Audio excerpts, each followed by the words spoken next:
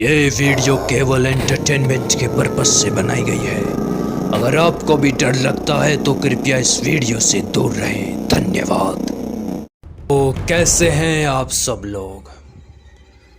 आज एक और हॉन्टेड स्टोरी लेकर आ चुका हूँ आपके सामने। दोस्तों, अनुज शहर से अपनी डॉक्टरी की पढ़ाई कंप्लीट करता है और पढ़ाई कंप्लीट करने के बाद वो इंटर्नशिप के लिए दूसरे शहर दूसरे हॉस्पिटल में अपनी इंटर्न कंप्लीट करने के लिए जाता है। उस हॉस्पिटल में पहुंचने के बाद वहाँ पे डॉक्टरों से मिलता है, वहाँ की नर्सेज जो होते हैं उनसे भी बातचीत करता है। 3 से 4 दिन उसे इंटर्न करते हुए हो जाते हैं, लेकिन दोस्तों वो सबको जान चुका था एक चीज़ को छोड़कर, उस हॉस्पिटल के रूम नंबर 104, जिसमें दोस्तों एक बहुत ही भयानक रहस्य छुपा हुआ था। एक दिन दोस्तों उसकी उसी वार्ड में ड्यूटी लग जाती है जिस वार्ड में रूम नंबर 104 है।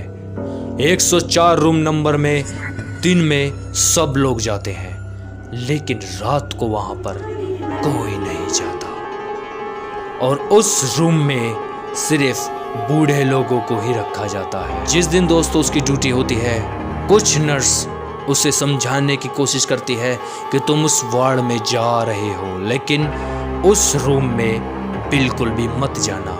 ये सब दोस्तों अनुज नहीं मानता। वो बोलता है कि ये भूत प्रेत जितनी भी चीज़ें होती हैं ये सब एक कहानियों में होता है। रात में बारी बारी सभी पेशेंटों को चेक करने के बाद आधी रात को रूम नंबर 104 में चेकअप करने के लिए पेशेंट के पास जाता है। वो दोस्तों जैसे ही कमरे को नॉक कर कर ओपन करता है तो देखता है कि उसमें सिर्फ 2 बूढ़े व्यक्ति हैं जिनको एडमिट किया गया है और वो दोनों ही दिमाग से थोड़े क्रीपी हैं। वो जैसे ही दोस्तों उस कमरे में दाखिल होता है, देखता है कि दोनों बाहरी विंडो की तरफ खड़े होकर बाहर देख रहे हैं, वो भी रात को 12 बजे के करीब। वो उनसे बातचीत करना स्टार्ट करता है, बोलता है कि आप दोनों आखिर बाहर क्या देख रहे हो?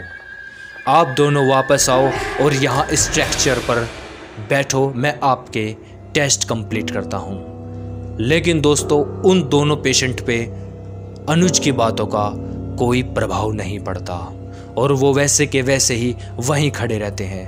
अनुज दोस्तों उनके पास जाता है और पास जाकर उनसे फिर से बोलता है कि मैं आप ही से बात कर रहा हूँ, आप वापस आइए, स्ट्रक्चर पर लेटिए, मैं आपके सारे टेस्ट कंप्लीट करता हूँ। तो उनमें से एक पेशेंट अनुज की तरफ देखकर सिर्फ एक स्माइल देता है और उसके बाद बोलता है कि हमें मौत मिल चुकी है, हमें बचा लो। ये सब अनुज सुनकर सोचता है कि ये थोड़े दिमाग से कमजोर। अपनी चेकअप किट को स्ट्रक्चर पर रखने के लिए जैसे ही जाता है तो दोस्तों स्ट्रक्चर अपने आप हिलने लगती है। स्ट्रक्चर की गड़गड़ गड़गड़ हिलने की आवाज़ बड़ी ही अजीब होती है। कुछ ही सेकंड बाद आसपास की लाइट जो है वो भी टिमटिमाने लगती है, लपचप करती है और वहाँ का जो पूरा का पूरा एटमॉस्फेयर है वो चेंज हो जाता है। बाहर विंडो के दरवाजे खुल जाते हैं और उस रूम का दरवाज़ा जिस पर 104 लिखा हुआ है बंद होता है। और ये सब देखकर दोस्तों अनुज अब डर महसूस करता है।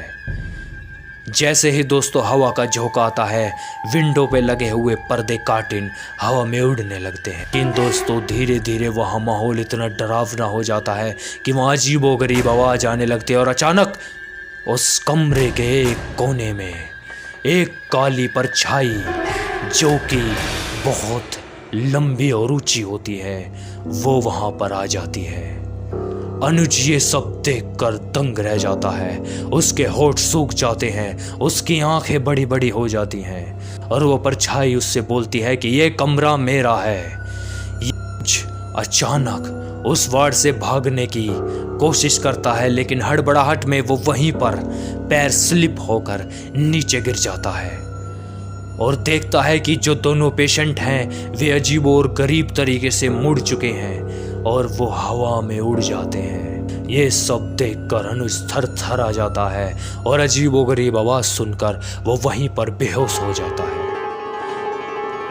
अगले ही सुबह जब उसकी आंख खुलती है तो वो किसी और रूम में होता है और एक स्ट्रक्चर पर होता है। जैसे ही उसकी आंख खुलती है उसके पास उसका सीनियर डॉक्टर बैठा होता है और वो बोलता है कि जब हमने तुम्हें इस रूम में आने के लिए मना किया था तो तुम्हें यहाँ नहीं आना चाहिए था।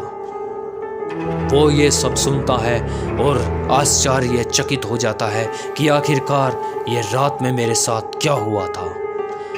उसके बाद दोस्तों अनुज वहाँ पर 2-3 दिन फिर से अपने इंटर्न कंप्लीट करने की कोशिश करता है, लेकिन उसे इतना तेज बुखार हो जाता है, इतना तेज फीवर हो जाता है कि वो ठीक ही नहीं होता। बहुत सी दवाइयाँ भी यूज़ करता है लेकिन उसका बुखार नहीं उतरता। जब उसकी तबीयत ज़्यादा ही ख़राब होने लगती है तो वो अपना बैग वहाँ से समेटता है और बिना किसी को बताए वहाँ से भाग जाता है। आखिरकार क्या था उस हॉस्पिटल के कमरा नंबर 104 में। तो चैनल पर पहली बार आए हैं तो सब्सक्राइब कर दीजिए और वीडियो को लाइक ज़रूर कर दीजिए ताकि मैं आपके लिए और ऐसी हॉन्टेड मिस्टीरियस कहानी लेकर आता रहूं। तो तब तक के लिए दोस्तों शुभ रात्रि, सब बखैर, जय हिंद। मिलते हैं नई स्टोरी नई टॉपिक पर।